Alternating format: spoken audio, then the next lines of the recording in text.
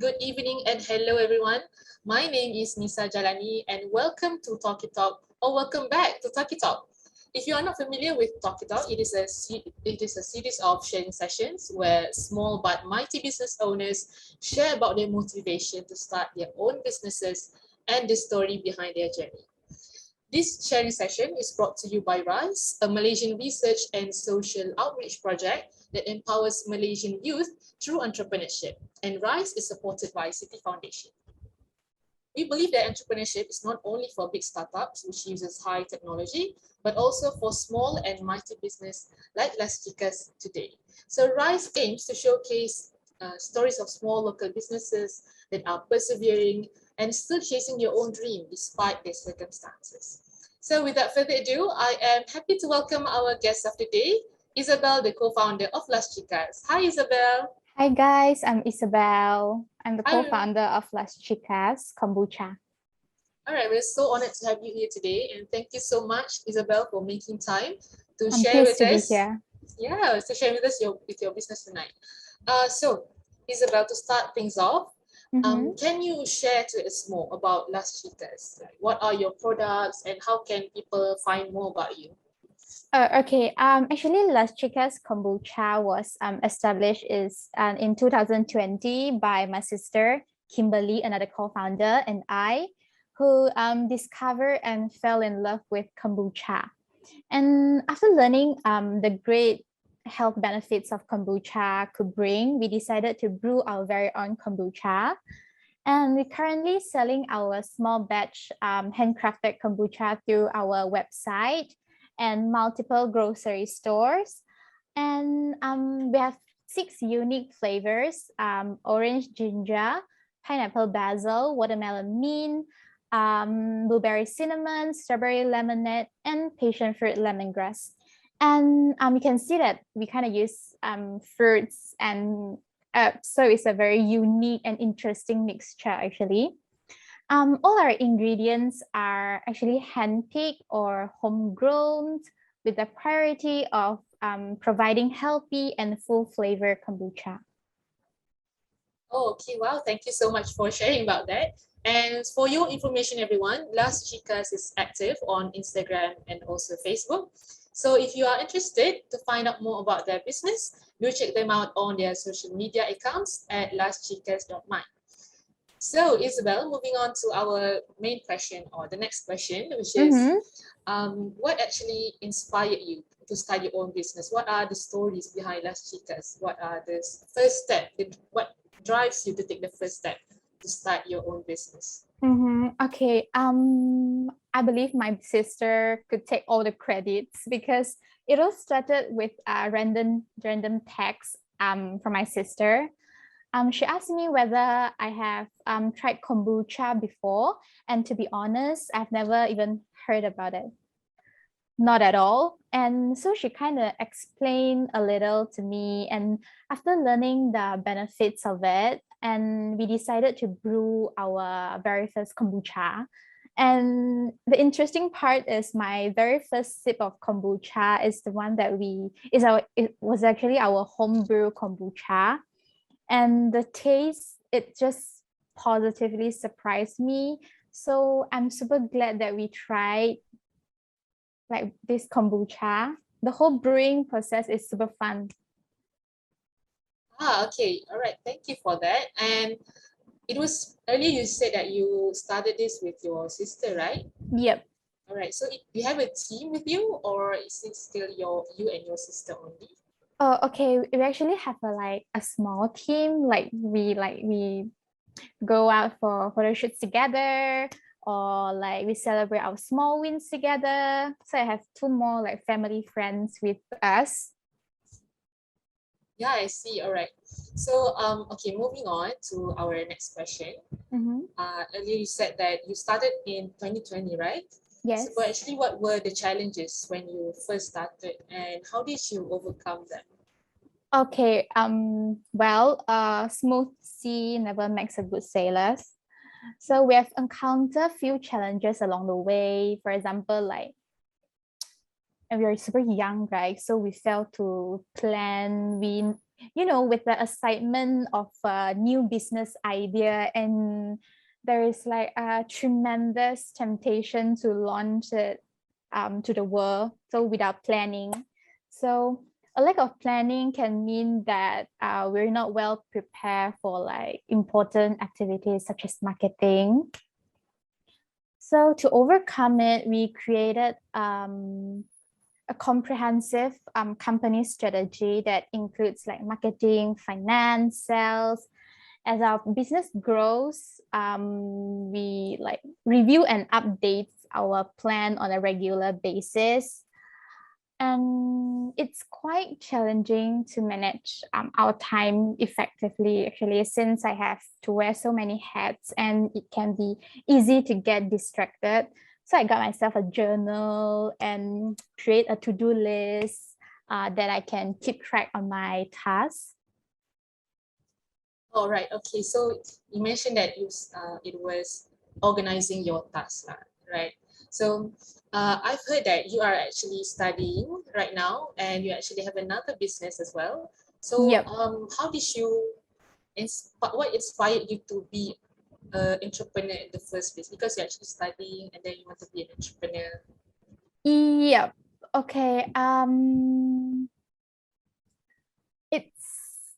It's actually very difficult to to be best like at everything, to be perfect. So sometimes you win, sometimes you learn, and then you kind of like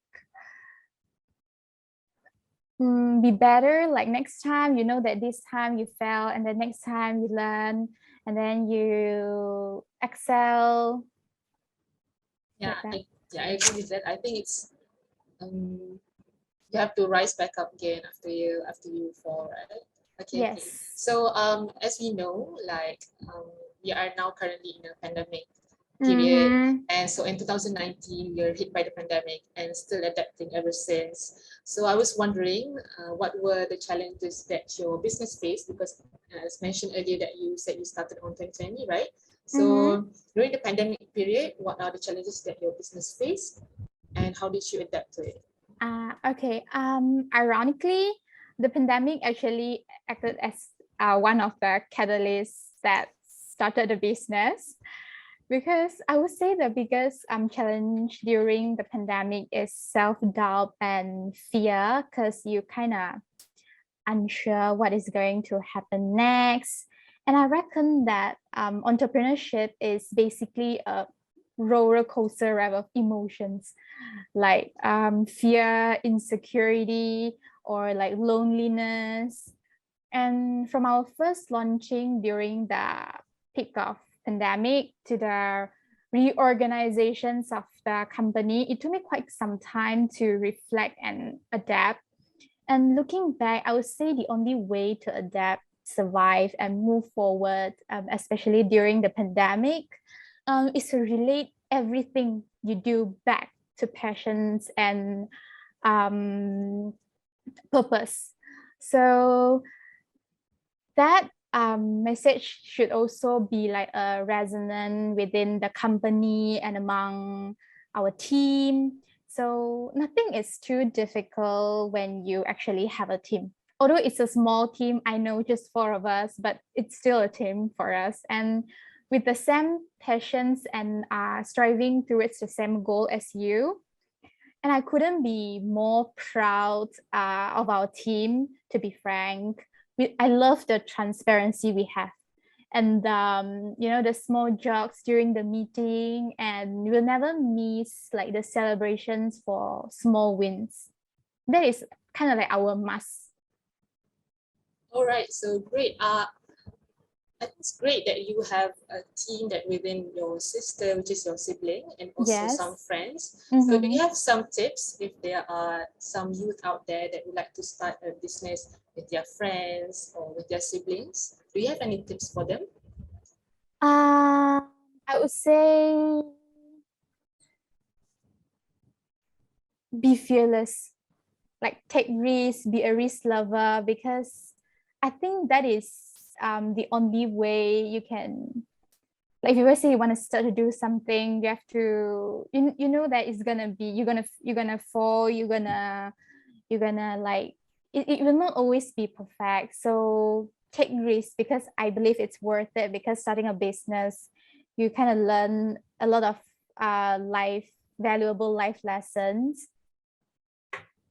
Can you share to us more about the valuable life lesson that you said earlier, like as a young person itself? Yeah. Let's say like responsibility, hard work, integrity, communications, and leadership, which is super important, like if you wanna success nowadays. So I think like these are the valuable life lessons that they're actually all wonderful life lessons.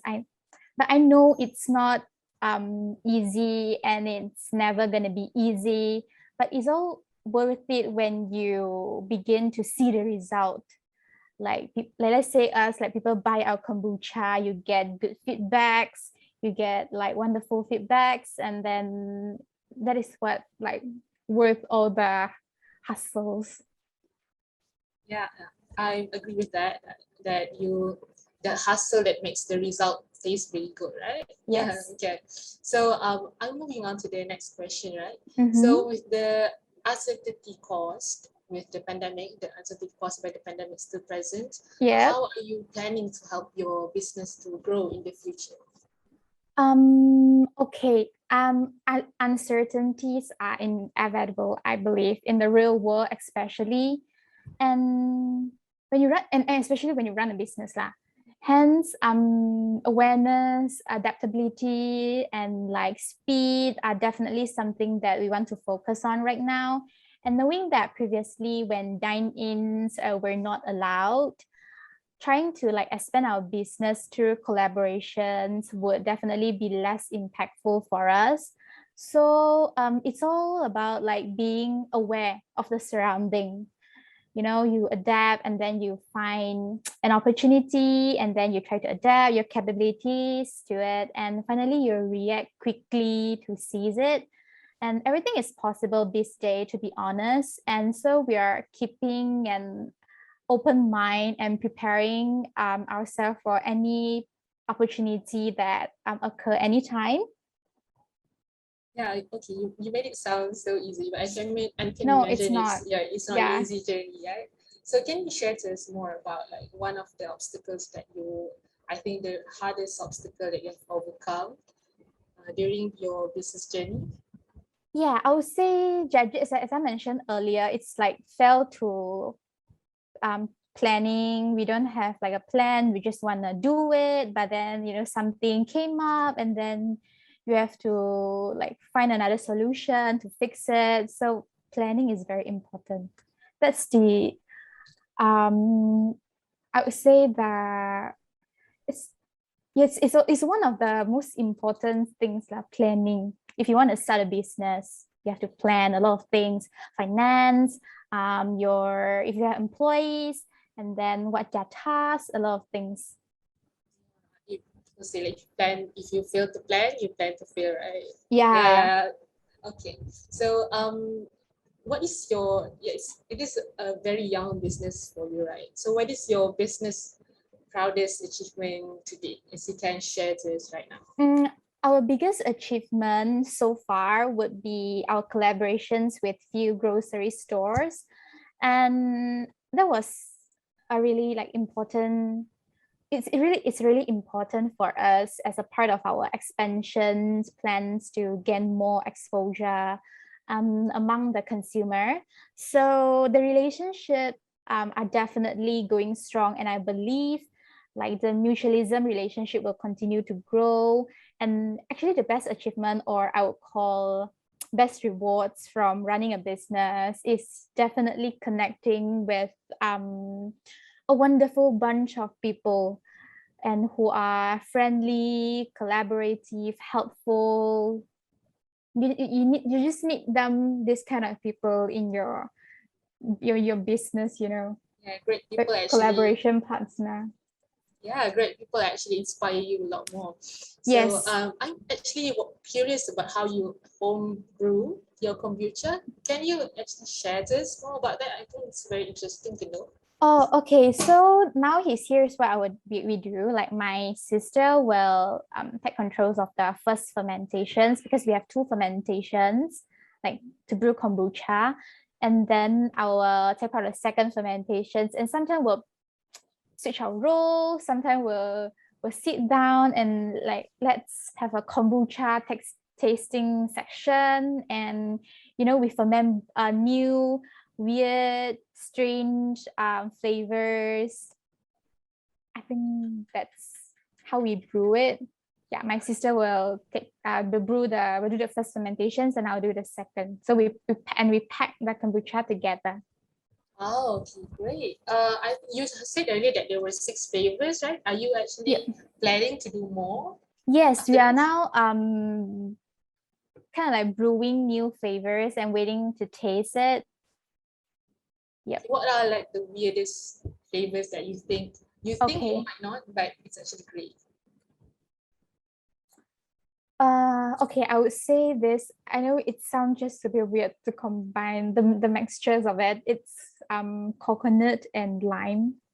Oh, I know coconut in kombucha is just another level, I know, but it's actually tastes really, really good. oh, okay, all right. So I've heard that you said earlier that you distribute it to stores. Yeah, how Mm-hmm. did you actually approach them to sell? Um, okay, we'll send out like emails or like texts that can we like, is it possible to make an appointment to bring our kombucha for you guys to try? Or we make phone calls. Oh Yep. yeah, okay. So great tips. I think it's for the youth that there to try to approach people on distributing their own products. Okay. Mm-hmm. So the next question is for you, Isabel. Can you name? Of course, I think you have one entrepreneur in your mind, or basically one entrepreneur that you always admire. Can you Okay. explain who and why and how they've inspired you? Okay. Okay, probably the person point in my mind is Walt Disney. You know who is it? Oh, Yeah, Walt Disney. He's the president of Walt Disney Company, and he was super successful like in his career because he was actually a good leader, and he never stopped thinking better or bigger. And I believe to me lah, this is what a true leader is. And there are also like few great lesson that he had inspired me, like do what you love, take what you do seriously, and never let obstacles stop you. And he once quoted this: when you believe in a thing, believe it in all way, implicitly and unquestionable. So when you do that, regardless of the hardships, you know that your products are of value and passions. I see. So it's a very interesting quote right there. Do you have any like do you have received any like negative feedbacks about the kombucha and how did you overcome that? Um, yes, because like me and my sister and I, we like things to be like strong, full flavors. So maybe there are also people that they don't like it because it's too strong. So we kind of maybe some next time we brew, we'll switch it around. I think yes. Kombucha is actually very new, right, in Malaysia? Yep, I Yeah. Okay. believe it is. So how did you market then? How did you introduce kombucha to the person who like never know kombucha? What is kombucha? Okay. Mm, I would say kombucha is like packed with probiotics. Everyone know probiotics. Like it's super good for your body, and it helps like it's like your constipations, things like that. Maybe I will go with like the benefits of it first. Yeah. All right. Okay, great. Amazing. So we'll be moving on to the last question of the main session before the Q&A session. So Okay. do you think young people should start their own businesses, being young yourself, and why? Okay, I don't see why not, actually. I don't see why not. And starting a business, as I mentioned earlier, starting a business like will teach you like a lot of wonderful life lessons, right? So, and I think that like I really honestly I really feel like taking risks is to be a risk lover. It's a very important important step. Like you just have to step out of your comfort zone. You have to willing to like accept failures. Then you'll be like that's the only way we can be like evolve and be better than before. And sometimes you win, sometimes you learn. So regardless of the outcome, you have already gained like so much through the process. You be responsible, you take up, you act up a little bit.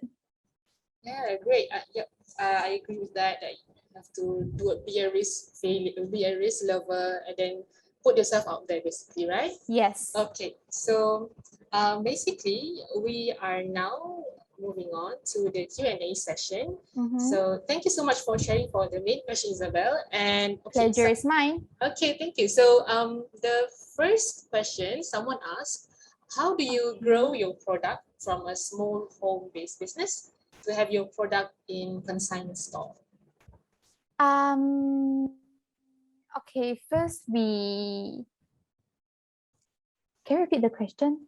Oh, yeah. So how do you grow your product like from a small home-based business, and then to have Okay. your product in consignment stores, such as you distribute it to stores?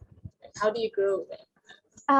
Okay, we step out of our comfort zone, to be honest. We approach people, we like bring our kombucha out, we let people taste it, we let people judge it, and then like if the stores likes it, they'll just put our kombucha on shelf. Yeah, it means Is like that yeah, it means like trying. yeah, we bring our kombucha out, like let people to try.